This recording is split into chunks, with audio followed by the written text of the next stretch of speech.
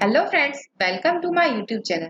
Friends, अगर आप railway NTPC या रेलवे ग्रुप डी के एग्जाम्स की तैयारी करना है या कोई भी महत्वपूर्ण परीक्षा की तैयारी करना है तो आपके लिए लेकर आ रही हूँ मैं डेली बेसिस पे कंप्लीट स्पीडी जीके।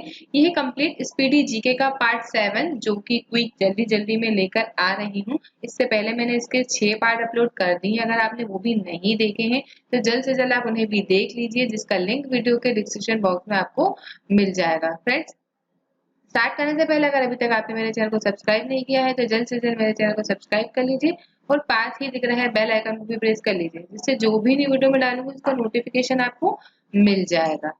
यह पेज 4, इससे पहले मैंने इसके 3 पेज जो है कंप्लीट करा दिए हैं। ये पेज 4 का है डिटेल जितनी भी है इतिहास की प्रमुख घटनाएं। इतिहास की प्रमुख घटनाएं जो टॉपिक है वो एक मोस्ट इम्पोर्टेंट टॉपिक है। एग्जाम कोई भी हो, इस पूरे टॉपिक से जो मैं आज आपके इस वीडियो में करवाने वाली हूँ एक ना एक क्वेश्चन जरूर बनता है। यहाँ देखने के लिए तो सिर्फ सन दी हुई है, लेकिन ऐसा नहीं है। मैं हर क्वेश्चन से जो हर सन यहाँ पे दी हुई है हर पॉइंट से रिलेटेड एक ना एक पॉइंट आपको करवाऊंगी कि कैसा क्वेश्चन इस पॉइंट से रिलेटेड बन सकता है। यहाँ दी हुई है घटनाएं और उनकी डेट दी हुई है। फर्स्ट नंबर पे पॉइंट यह है भारत में आर्यों का आगमन जो कि 1500 ईसा पूर्व में हुआ। क्वेश्चन ये पूछा जा सकता है कि भारत में आर्यों का आगमन कब हुआ। तब इसका राइट आंसर होगा 1500 ईसा पूर्व, मतलब अपने जो ईसवी सन है उससे 1500 साल पहले। सेकेंड पॉइंट और एंड मोस्ट इम्पॉर्टेंट पॉइंट है ये कि महावीर का जन्म। तो महावीर का जन्म कब हुआ? 540 ईसा पूर्व में हुआ, मतलब ईसवी सन से 540 वर्ष पहले। ये क्वेश्चन एग्जाम से पूछा जाता है कि महावीर का जन्म कब हुआ, तो वह हुआ 540 ईसवी ईसा पूर्व में।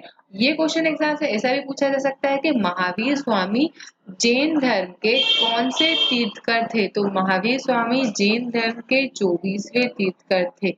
कौन से तीर्थकर थे? 24वें तीर्थकर। फिर एक क्वेश्चन ये पूछा जा सकता है कि महावीर स्वामी जैन धर्म के कौन से मतलब अंतिम तीर्थकर थे। तो अंतिम तीर्थकर कौन थे? तो वे महावीर स्वामी थे।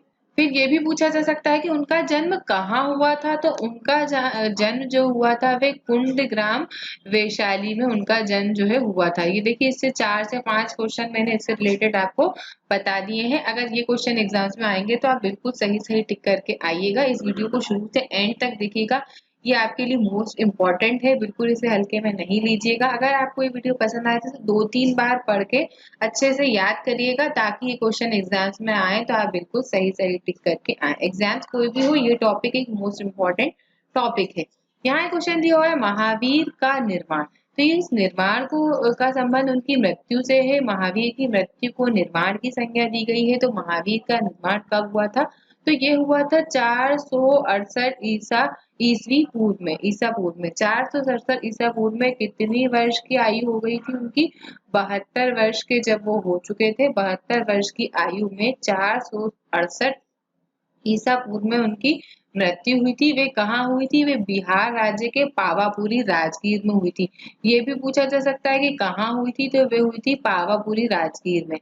तो ये भी एग्जाम में ऑप्शन राजगीर भी लिखा सकता है, बिहार भी लिखा आ सकता है और पावापुरी भी लिखा आ सकता है। इन तीनों में से जो भी लिखा है आपको उसको सही टिक करके आना है। नेक्स्ट पॉइंट की तरफ चलते हैं। गौतम बुद्ध का जन्म कब हुआ था? तो गौतम बुद्ध का जन्म 563 ईसा पूर्व में हुआ था। तो गौतम बुद्ध का जन्म 563 ईसा पूर्व में हुआ था, ये पूछा जा सकता है। कहाँ हुआ था? तो कपिल वस्तु के लुम्बिनी नामक स्थान पे हुआ था। ये जो क्वेश्चन है ये एक इतना इम्पोर्टेंट क्वेश्चन है कि ये मतलब सैकड़ों बार अलग अलग एग्जाम्स में ये आ चुका है। इसको आपको अच्छे से याद करना है। आप सभी को याद होगा, जिनको याद नहीं है उनके लिए मैं बता रही हूँ कि कपिल वस्तु के लुम्बिनी में हुआ था गौतम बुद्ध का जन्म। ये क्वेश्चन मोस्ट इंपॉर्टेंट है और आपको अच्छे से याद होना ही चाहिए। नेक्स्ट पॉइंट है गौतम बुद्ध का महापरिनिर्वाण। तो गौतम बुद्ध की मृत्यु को महापरिनिर्वाण की संज्ञा दी गई है। जैसा महावीर की मृत्यु को निर्वाण की संज्ञा दी गई है, उसी तरीके से गौतम बुद्ध की मृत्यु को महापरिनिर्वाण की संज्ञा दी गई है। जो उनका जो मृत्यु हुई थी वो हुई थी 473 ईसा पूर्व में। उनकी मृत्यु कब हुई थी? 483 ईसा पूर्व में उनकी मृत्यु हुई थी। कहाँ हुई थी? ये हुई थी उत्तर प्रदेश में। उत्तर प्रदेश में कुशीनारा में उनकी मृत्यु हुई थी। उत्तर प्रदेश के कुशीनारा में उनकी मृत्यु हुई थी 483 ईसा पूर्व में, और इसे ही महापरिनिर्वाण की संज्ञा दी गई है। नेक्स्ट पॉइंट है सिकंदर का भारत पर आक्रमण। सिकंदर का भारत पर आक्रमण 326 से 325 ईसा पूर्व में हुआ था। वही सिकंदर जिसका असली नाम अलेक्जेंडर था।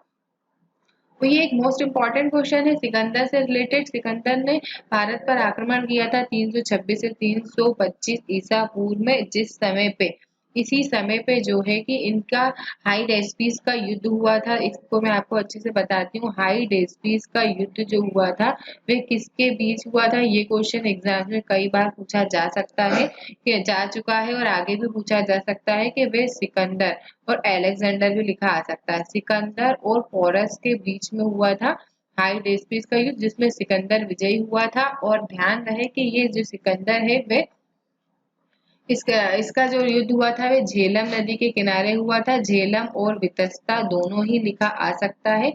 इससे रिलेटेड जितने क्वेश्चन थे मैंने इसको कंप्लीट कराने की कोशिश की है। अगर ये क्वेश्चन आया तो आप एग्जाम में सही सही टिक करके आना। 326 ईसा पूर्व में जो है हाइडेस्पिस का युद्ध हुआ, कहाँ हुआ, झेलम या वितस्ता नदी के किनारे हुआ। किसके बीच हुआ, सिकंदर और पोरस के बीच में हुआ। और विजयी किसके कौन हुआ, जो कि सिकंदर हुआ। और याद रखना सिकंदर का सेनापति, ये एक मोस्ट इम्पॉर्टेंट क्वेश्चन है, एग्जाम्स में कई बार पूछा जा चुका है कि सिकंदर का सेनापति कौन था।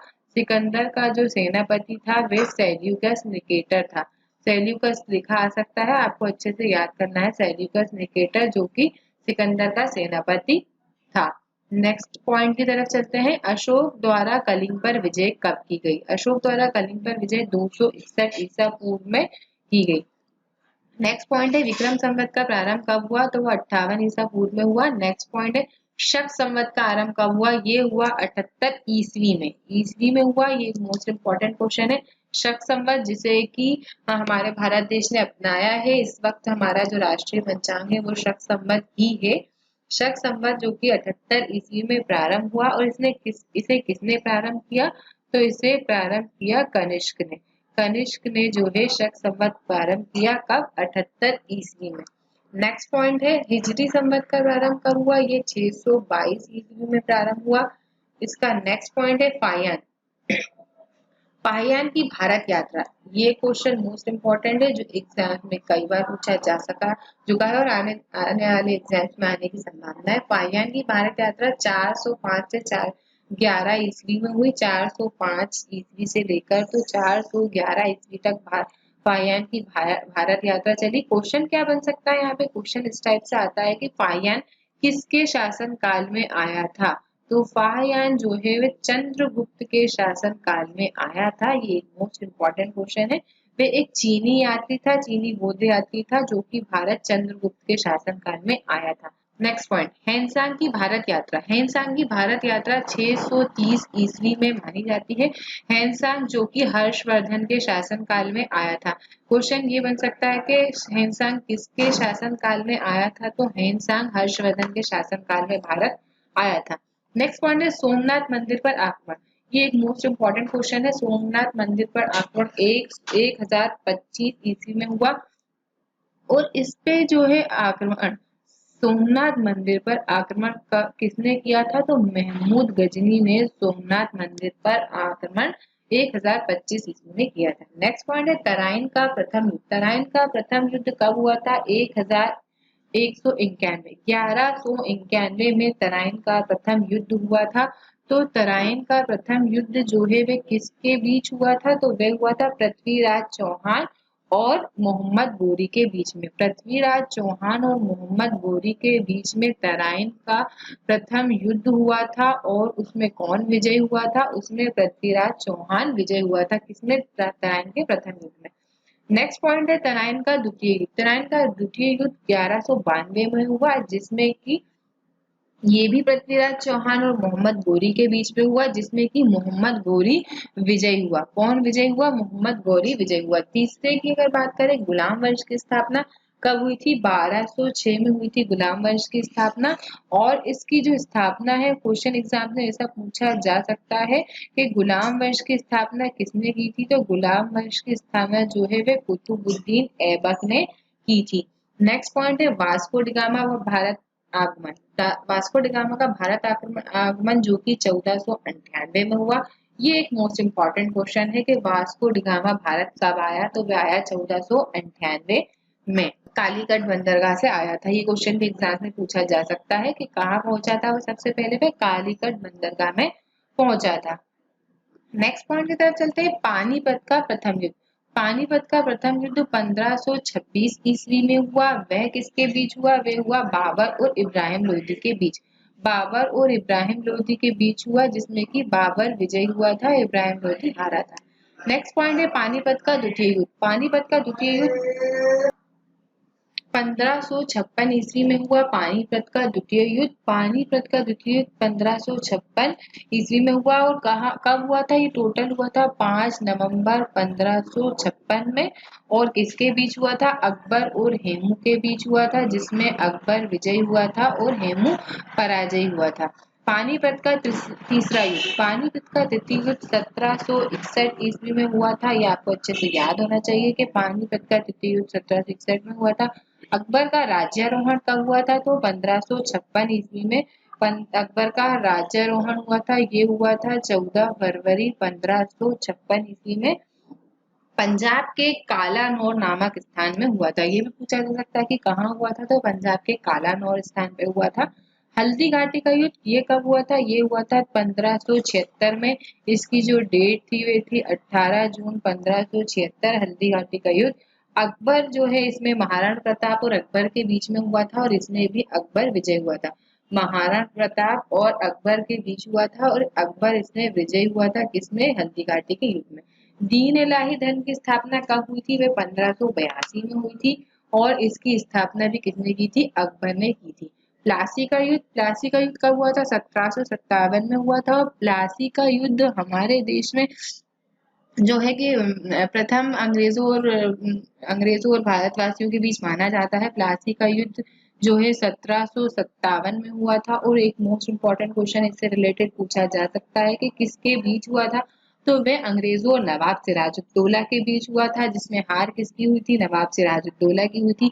बंगाल के नवाब और अंग्रेजों के बीच जो ये प्लासी का युद्ध हुआ था, इसमें हार हुई थी सिराजुद्दौला की। सिराजुद्दौला के सेनापति मीर जाफर की धोखाधड़ी की वजह से सिराजुद्दौला प्लासी के युद्ध में हार गया था। नेक्स्ट एक इम्पोर्टेंट युद्ध है बक्सर का युद्ध। बक्सर का युद्ध जो कि 1764 ईस्वी में हुआ था। बक्सर का युद्ध कब हुआ था? वह हुआ था 1764 ईस्वी में। ये क्वेश्चन एग्जाम में कई बार पूछा जा चुका है कि बक्सर का युद्ध कब हुआ था।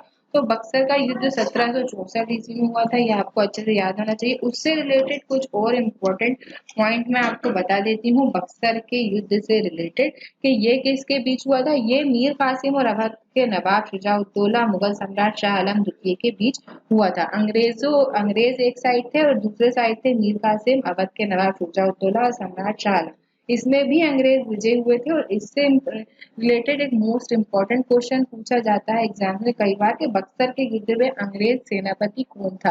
तो बक्सर के युद्ध के समय अंग्रेज सेनापति जो था हेक्टर मुनरो था। हेक्टर मुनरो जो है अंग्रेजी सेनापति उस टाइम था। नेक्स्ट क्वेश्चन जो कि एग्जाम में कई बार आ चुका है कि बंगाल में स्थायी बंदोबस्त कब हुआ था? वह हुआ था 1793 में। और किसने किया था बंगाल में स्थायी बंदोबस्त? कौन से किसके शासनकाल में हुआ था? किसने किया था बंगाल में स्थायी बंदोबस्त 1793 में?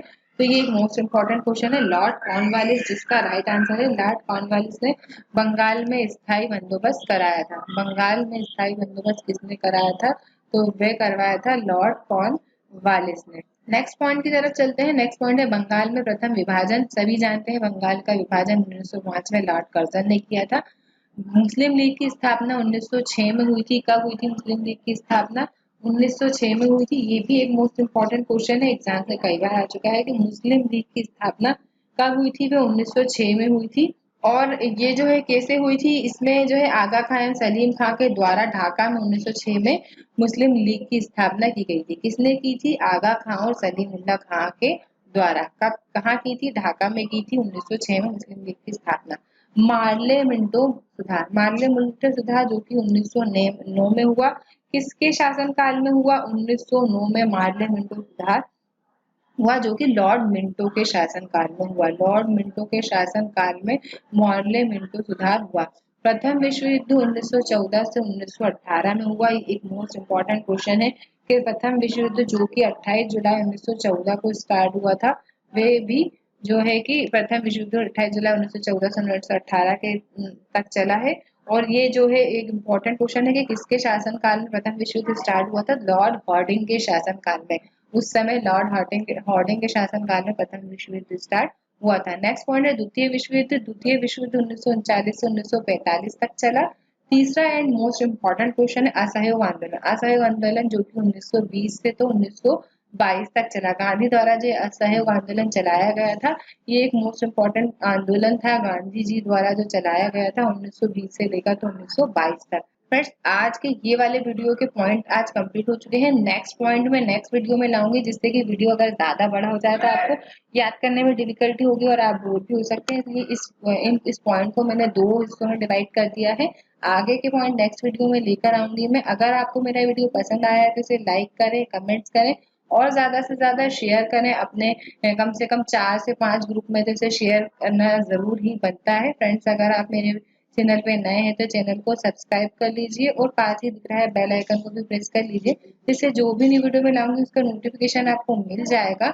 नेक्स्ट वीडियो लाऊंगी जल्द से जल्द, उससे पहले ये सारे क्वेश्चन आप अच्छे से याद करके रखिए।